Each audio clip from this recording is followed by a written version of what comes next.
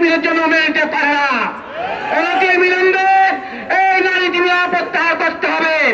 পাশাপাশি এই 4টি দাবি মামলা, মিথ্যা মামলা প্রত্যাহার এবং গণহত্যার বিষয় এবং বাংলাদেশের পার্শ্ববর্তী রাষ্ট্রে যে মুসলিম চলছে তা বন্ধের দাবি আদায়ের আগামীকালে সমাবেশ সফল করুন সবাইকে আহ্বান জানিয়ে।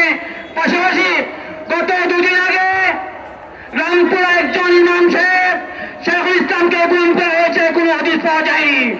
সরকারকে বলতে চাই, ফ্যাসিস্ট সরকার আমলের মতো যদি এখনো গুম খুন বাকি থাকে তাহলে আমরা ন্যায় বিচার কোথায় পাবো?